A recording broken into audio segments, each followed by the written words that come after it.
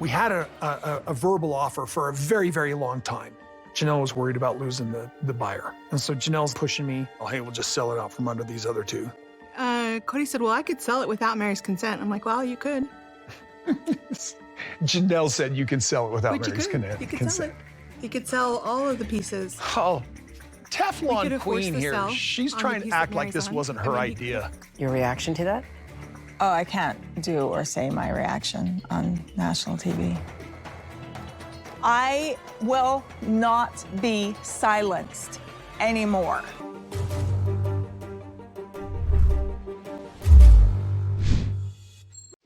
Meri Brown has had enough on this week's episode of Sister Wives. The 54-year-old clapped back at Kody and Janelle Brown over the Coyote Pass sale during part 2 of the one-on-ones, and everyone weighed in, including Christine and Robyn. Meri was in a very precarious situation.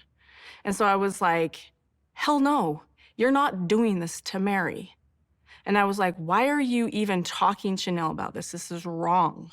This is morally wrong. Are you surprised that Janelle would actually work with Kody to sell this property behind Meri's back?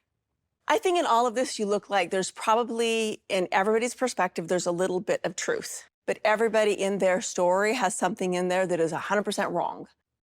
The issue is a little confusing, but ultimately it comes down to money. When the family split up, they ultimately decided to sell Coyote Pass, their 14-acre plot of land in Flagstaff, Arizona, purchased in 2018. The land was intended to be a family compound, but ended up being a major source of drama once the family split. The main issues came down to disputes over the land and how much everyone paid for it. And the conflict didn't stop there. As they were getting ready to sell Coyote Pass, Janelle and Meri also wanted to be paid back what they contributed to help Robyn buy her house. When we went to parceling out the property, there was agreements that hadn't been settled. Janelle and Meri had gifted money to me and Robyn to purchase Robyn's house. Meri's house, the proceeds from her house in Las Vegas were half mine, okay? And so they wanted their 25% of Coyote Pass, but I had put extra money in it, and they wanted to be paid back for their gift for Robyn's house, but I hadn't been compensated and we couldn't negotiate. Did things work out in the end?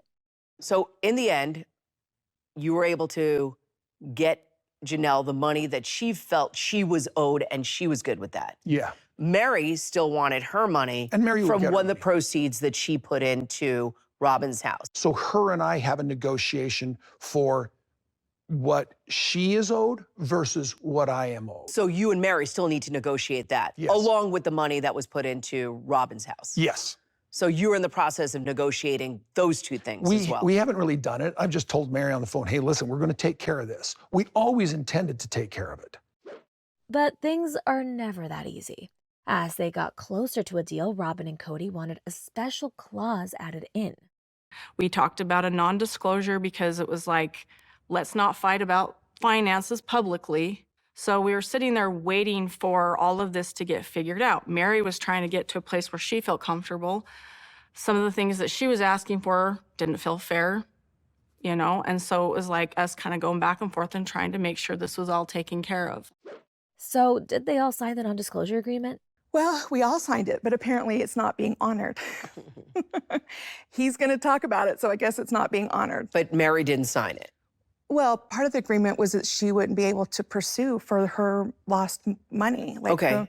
So the money that she gave, the money that you're talking about, the lost money, is the money that went into buying Robyn's house. And that was part of this agreement, that Robyn came in at the last minute, like 2 days or 3 days before the contract expired, and said, oh, I'm not going to sign or do this title work until you sign this agreement.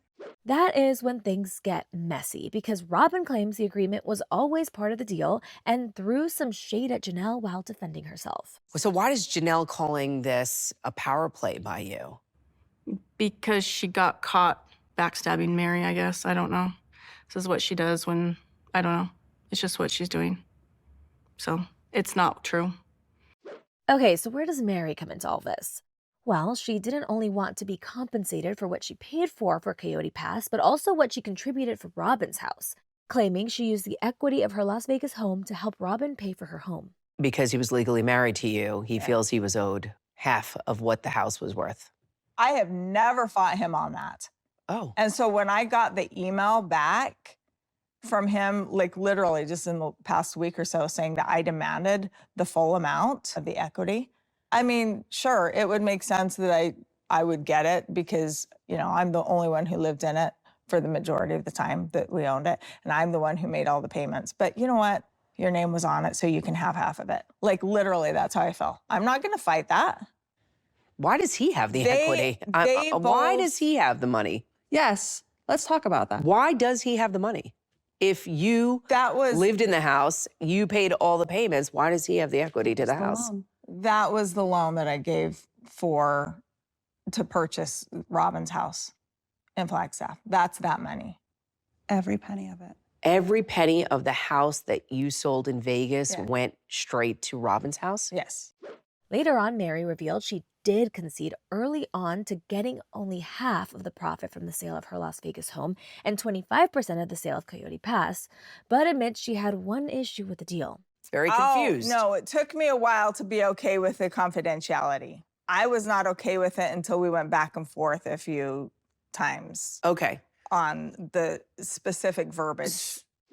When that became a major holdup, Kody accused Janelle of doing a backdoor deal with the buyer of Coyote Pass, which Janelle has denied. There was no backdoor deal. There wasn't. There was no backdoor deal. We were talking about ways to get the thing done. Since Robyn had thrown this big rock, she was going to be the rock in the way. Yeah, she was. She was the rock in the way. Would have gone through all clean without this crazy agreement being thrown in at the last minute, like days before the contract expired. The whole situation upset Robyn as she broke down in tears explaining why she was so upset Kody would stoop so low. It was more of just like, why are you partnering with anyone to do something immoral? That's what I was having a hard time with. And I was like, I was like, you're better than this. You're not being the man I married.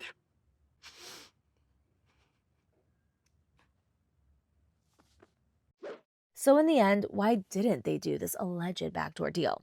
Robyn's the moral compass that told me I was being wrong. Janelle and I couldn't have made that backdoor deal work. It was an idea.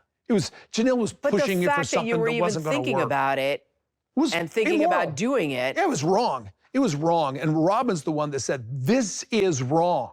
And here's the thing. Robyn has always been the moral compass of the Kody Brown family.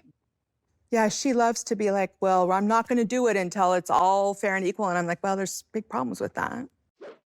All in all, the Coyote Pass deal was signed, and Kody went on to apologize to Janelle, Christine, and Meri about everything that went down in their marriage and the fallout afterwards. He even admitted to watching Christine's televised wedding to David. I watched their wedding.